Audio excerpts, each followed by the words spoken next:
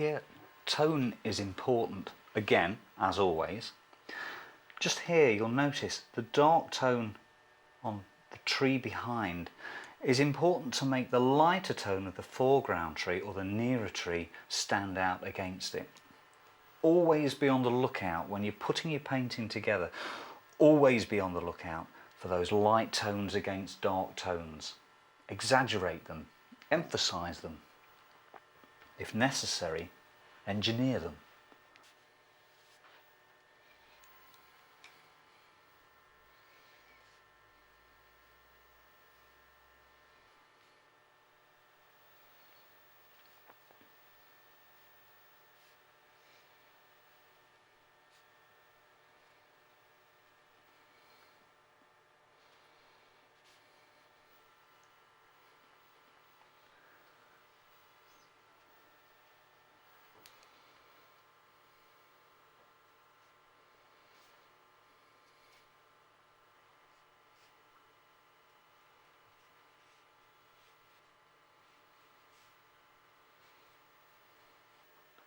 Now what I'm going to do here is, because these branches are crossing over in front of the sun, I'm going to change the colour to a mix of cadmium yellow and cadmium red, so that they appear almost golden, in golden light, lit by the sun from behind.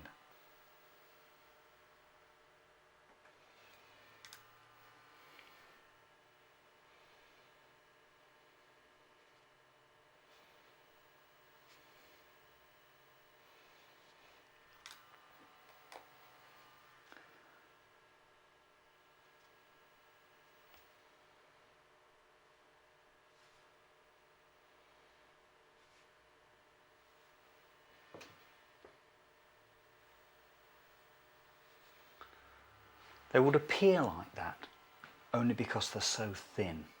If they were any larger, they would just appear as silhouettes against the very bright light of the sun.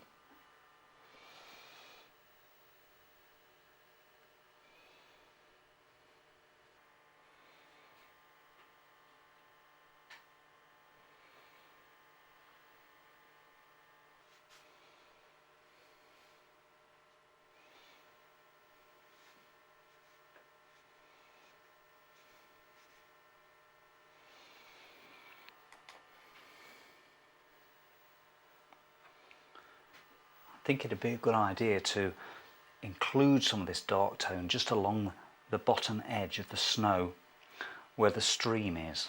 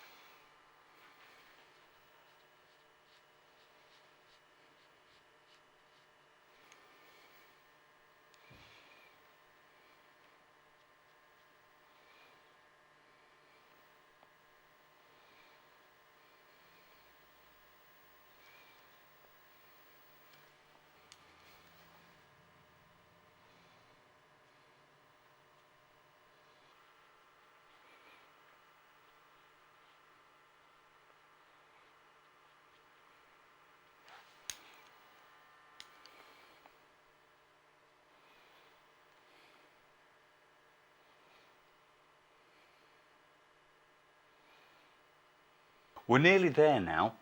All I have to do to complete the painting is to bring in some nice blue-grey shadows. Before I can do that, it has to dry first. For my final flush of shadows, I've mixed together some French ultramarine with burnt umber, and I'm going to apply this to the whole of the scene, but in particular the highlights where the snow is lying. Now it's important particularly with snow scenes, it's important to think carefully about your shadows. Without shadows, snow is just flat and shapeless.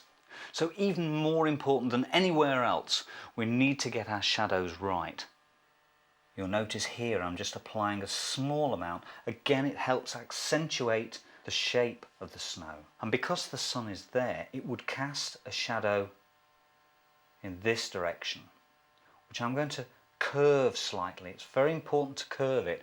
If I made that shadow straight, it would be saying that the surface of the snow is flat. I don't want it to appear like that. I want it to appear undulating and contoured.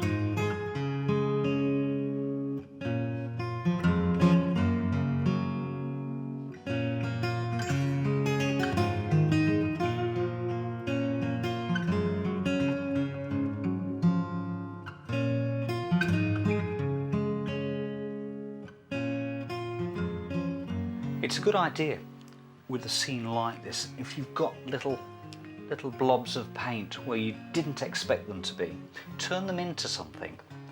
I'm thinking in these places we can have just a few errant blades of grass poking through.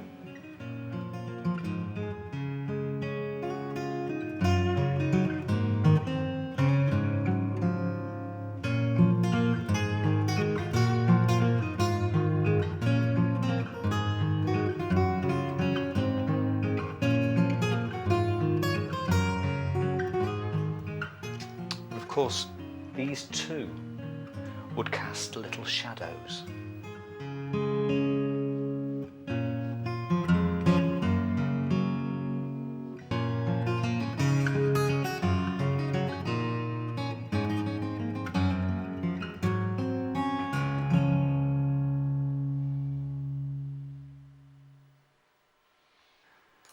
So there you have it.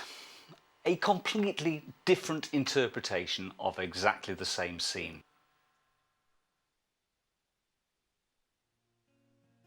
Let's have a look now at some examples of how light can be used creatively.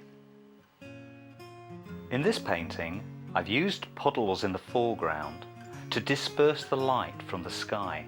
Notice also the small amount of cadmium yellow applied to the top of the snow to suggest it is also reflecting the sky. Very often, paintings that have the most impact are those that have the least amount of work in them. Contrasting tonal values are extremely important in this autumn scene that was painted from a sketch made in mid-June.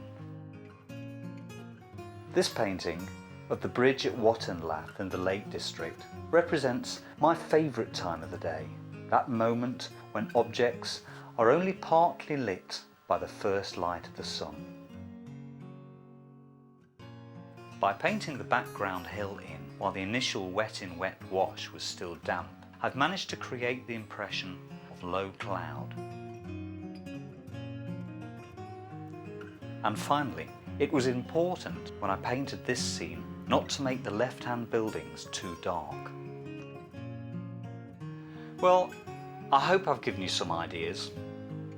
The main thing is, don't be afraid to take risks. Remember, this is your statement. Things don't have to be 100% accurate all the time, or exactly the way you saw it in the photograph, or the way you remember it. Put your own stamp on it. Do something different.